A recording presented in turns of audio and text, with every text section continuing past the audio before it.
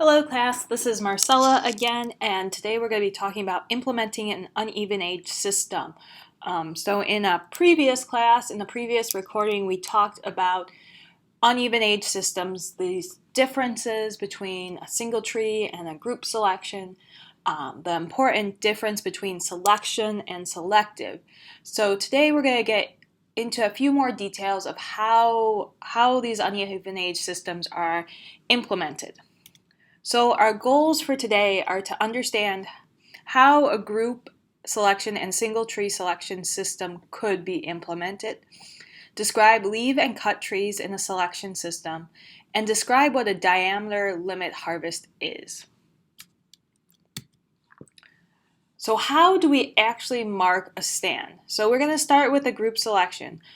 In a previous lecture, we talked about that a group selection is this system where we're taking out small groups, so small gaps. And these gaps can vary. I guess they don't have to be small. They can vary from as little as a quarter of an acre in size up to over an acre to 2, 3, 4 acres. So it really depends on what the system you're managing and the species you're managing for. So a group selection, we can think of this as a little mini clear cut. So within that gap, within that group, we're removing all the trees. But how big? Again, it goes back to the sylvix of the species or the site. So we can think about it, there's benefits for certain species under certain situations where smaller groups are going to benefit a certain suite of species, where larger groups may benefit a very different suite of species. So take a moment, what kind of sylvix, what kind of characteristics, what kind of sylvix characteristics might be benefited for species with smaller group versus larger group openings. So pause and write that down. So as we unpause, let's look at the difference between smaller groups versus larger groups. So smaller groups favor more shade-tolerant and mid-tolerant individuals. So again, we talked about how the light environment, how the light environment and how the physical environment changes in a previous lecture. So these smaller groups, you have along that edge of the gap, along the edge of this opening, the edge trees are going to be able to expand. It's not getting the environments may not be getting as extreme, so this may favor more shade-tolerant and mid-tolerant individuals. Whereas a larger group, especially if we talk about maybe an acre or 2 acres, you're going to get more intolerant individuals. You're going to have a very wide gradient of light from along that edge of that gap to right in the center where there's sunlight and all these extreme things going on. So with a group selection, yeah, we did describe this as a mini clear cut. And just like we talked about with clear cuts or shelter woods, we can leave reserve trees in the center. So within our group selection, we have the ability to leave reserve trees. Those could be used as a seed source or for visual. So we have a lot of flexibility in how we're implementing this group selection. It can be very traditional as creating a group, just like we saw here, creating these very nice gaps, or it could be more untraditional or focusing on other things like such as leaving reserve trees within that gap. So talking about some implementation, this is one example that we'll see when we go out with Aiken County lands. So that Aiken County field trip, hopefully a lot of you will decide to come on it. It will be a really great field trip to see a lot of what we've been talking about all semester in action and on the ground. So this example they've implemented in a northern red oak and northern hardwood thin/group selection. And here we're seeing an aerial view, and we can make out these groups, and we see there are a variety of sizes from smaller to much larger group openings, and so that's going to favor different species. So just looking at the diversity of the species that they're working with, so we have a lot of different species in our pre-harvest basal area, which includes oak, maple, aspen, birch, basswood. So there's a variety of species. So This is different than some of our other examples where we're working with maybe 1 or 2 species at most in our even-aged example. So this is different. So we have multiple species to consider. And we change with our harvest with this group selection. And if you notice, they have a group selection and a thin. So they're tending those other areas. So there's the group selection. We're hoping to get regeneration within these groups, within these gaps, but they're also tending other areas within the stand. And we can see we have a shift in the basal area with a reduction in oak, maple, aspen, birch, a little bit of basswood too. So we're shifting the basal area from about 130 square feet per acre to 76 square feet per acre. So here's just some other examples of what this may look like. This is looking up from a group opening, and again we have an example from, I believe, Minnesota, looking into a very diverse system. What about single tree selection? So we kind of talked about a group selection. We're going to choose our gap size. We're going to choose our gap size, right? We're going to mark the trees all either maybe around the gap, within the gap. We're going to mark those trees, and those trees are going to be removed. So when we're talking about this is pretty easy to implement. So we're deciding how big our opening is going to be, and we're creating that opening. Whereas with a single tree selection, it's going to be slightly more difficult. So again, in a previous lecture, we talked about single tree selection, removing trees across a lot of diameter classes, across all diameter classes. So we're not just creating openings or group, we're kind of looking at the stand together and removing trees across this diameter classes. So it is more complicated, and there's been the development of several different systems, and the one we're going to go into is called the BDQ method. For those people in lab, we'll also be going into more detail into stand density index, or SDI, for uneven age stands. There's also another method called crown competition factor. So what is BDQ? So the B stands for basal area, the D stands for maximum diameter, and the Q stands for your quotient. So basically, you're selecting a residual density. So your residual density is your basal area. So what do you want to manage your stand to? And then you select a maximum diameter to keep. And that maximum diameter may be dictated by economics. So what size classes can the mill handle? It may be dictated by certain ecological aspects.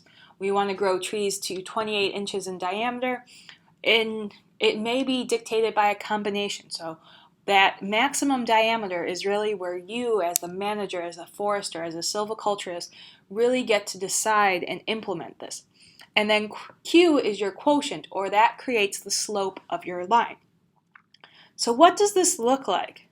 So this is the BDQ method. So we have, in the green bars, we have our actual trees per acre. So we're looking at what we saw on the ground. So we went out, we put in plots, we measured it, and this is the number of trees that we want. And based on that, we developed a desired condition. So we took our actual trees per acre, and that can be converted to basal area, and also our desired trees per acre. Again, that's where we set how much basal area, and then we can look at how do we remove certain trees from areas. So I'm using TPA here because it's easier to think about it. So right now, say in the 6-inch diameter class, we're starting out with about 40 trees per acre. And with our marking guide, with how we've development, we want to take it down to about 30 trees per acre. So we're going to be removing 10 trees per acre in the 6-inch diameter class. So we want to remove trees that are over this line. So this line is your quotient, and you can change that slope of your line. You can change your maximum diameter. So we can see our maximum diameter in this example is 18. We're going to harvest all those trees greater than 18 inches. So this is just one example. We're going to go into this in class next time more, and we'll walk through this example in greater detail. But I want you to kind of start thinking about this. So this is one method we can use. It's called the BDQ method. And as you can see, it kind of simplifies this idea of removing trees across different diameter classes. So removing trees across all these different diameter classes. So how do we choose which trees to take? So we're in these systems, we're often managing for multiple species. So how do we choose which trees to take? So take a moment and write down a thought. So how would you choose which trees to take? So pause. As we unpause, what are you thinking? What trees are we going to take? So as we look at this, we're seeing multiple species, we're seeing multiple diameter classes. So there's a lot that's going to go into how we're going to choose trees. And these are just some examples. So picking trees to cut and leave. So one of them is maturity. So that maturity, again, I mentioned this before, that maturity may be financial or ecological. So there's some criteria that you and the landowner, whoever that may be, need to decide what is mature. There's also this idea of risk. So you want to leave trees that are going to make it to that next cutting cycle. And so you want to take out trees that are risky. You want to leave trees that are vigorous. So they're healthy, they look good, they're very sound, they don't have a lot of decay, they have good stem form, crown size, branching habitat. They're a desirable species. So certain times with this kind of management, you may shift species or you may favor species. So for example, maybe you want to favor northern red oak over ironwood. So you may preferentially remove ironwood from a cistern. There's also crown position. So remember, you're not only just removing trees that are mature and financially viable, you're also tending these other age classes. So how is this removal going to help this tree, or how is it going to tend the stand? Other overall objectives, so that may be wildlife, that may be forest health. So in certain situations, when we talk about other objectives, you may favor the removal of certain ash species because you're preparing for the arrival of emerald ash borer. So again, this all depends on what your site is, the composition, and your objectives. But overall, you're always looking to improve your stand. So that's the big takeaway with a selection system. You're always looking to improve your stand. So there are some common problems in the Lake States. This area was cut over very heavily 100 or so years ago. So there's a lot of removal, and that, as we've seen in previous lectures, has really shaped our forest systems. So sometimes you can't remove all those imperfect trees. So your site may have pretty low quality. So that can be hard when we're talking about marking and economics. And that's one reason why Aiken County Land chose to use a group selection method instead of a single tree selection. And we'll get into more of their reasonings and the use of the group selection in that situation later in the semester when we go out with them. So after a harvest, what's happening?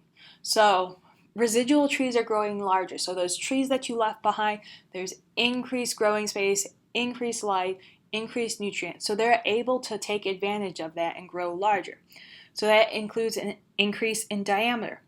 We're also establishing a new age class. So remember, with each cutting cycle, we're talking about harvesting mature trees, tending the immature age classes, and regenerating a new age class. And after a harvest, you're hopefully having this balanced age class structure, and that's something that's debated in the literature. But for this, we're just going to keep this idea of a balanced age class structure. So you want this upgrowth, you want this new growth to replenish the number of trees moving out of each diameter class. So you want to make sure you have increasing growth, you have this replenishment of new trees in each diameter class. So let's think about some advantages and disadvantages of a selection system. So I want you to pause and write down one advantage and one disadvantage. So as you're unpausing, let's compare your advantages and disadvantages to what I have. So advantages include there's a lot of different age classes. There's a wide distribution of tree cover. It's pretty spatially uniform, so you have these balanced age classes when we're talking about single tree selection.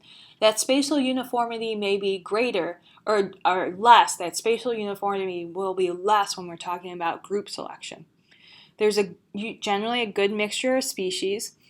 Again, this is something you want, an abundance of reproductive mature trees. So that's one of the things we looked at, we saw in that reverse J. So there should be many regenerating individuals. Generally less extremes of light and temperature. We're trying to improve our stand. There's an economically diverse mix of species and products. There's a visual quality to this stand, to the system. Again, we're never removing all the trees, and it can provide very, very good wildlife habitat. Some disadvantages, as you probably thought, this takes time. You have to inventory your stand. You have to really know what's out there. So it's not only time to inventory it, so what's there, what are the size classes. You have to do all that even before you can create your marking guide. And then you have to go out and have someone that's skilled to mark the stand and cut the stand. So you're looking at the trees you're marking. Who am I removing? Why am I removing? So since we're not removing all these trees, it can be harder as we talk about equipment operation. So there can be logging damage and damage to those residual trees. It also can be difficult when we're talking about a single tree selection system to regenerate intolerant species. You also can't do much site prep, so you're going to have to, that site prep that you may be looking for might have to be done as you're harvesting, so as you're removing trees and skidding them. So you're not going to be able to take one of those big anchor chains and run it through an uneven age stand. You need regeneration, and that's a key, and we're going to kind of talk about that later, but you need regeneration. So that's one of the parts that you need to really focus on that might get ignored. So it can cost more. Generally, the products that you're removing also have higher value, so you're removing high quality saw timber. This can be for veneer, this can be for a lot of high quality products. It can also take a while. So it can take a while to get to that improvement stage. So again, cut over, high graded, these stands may be very degraded, and it can take a while to get to higher quality individuals recruiting higher quality material. So getting one more example of a selective harvesting. So hopefully that sent chills up your spine or nails on the chalkboards. So selective harvesting. So this is an example of a study I was involved with while I was working on my master's in the Upper Peninsula of Michigan. And this is at the Ford Forestry Center, and they have these cutting trials that are coming up to 60 years of consistent management. And one of the types of management they're looking at as a way, as something that has been used in the past, and they're studying the impacts of it, is this diameter limit harvest. So a diameter limit harvest reduces quality, and it also reduces the stability of the stand. So diameter limit, Eastern definition. So there is a difference between Eastern and Western. So A diameter limit removes all trees over a select diameter. So in this example, northern hardwoods, a diameter limit of 15 inches would remove all trees greater than 15 inches. So that's basically high grading. Whereas out west, a diameter limit definition is you can't remove trees over that diameter. So in fire dependent systems, restoration work, sometimes this can be tricky. So when we think ponderosa pine, we have these large diameter trees, and firs are coming in with the exclusion of fire. So these firs can sometimes grow really fast. So if we set a diameter limit of 15 inches, no trees greater than 15 inches can be removed. And while that's aimed to maintain these older age classes, sometimes remember diameter does not equal age. So a fir that invaded in a ponderosa pine stand may only be 50 or 60 years old, but once it reaches 15 inches, it's kind of kept there. So that can be difficult when we talk about doing restoration work. So diameter limit harvest, we're going to focus on this kind of Lake States or eastern version.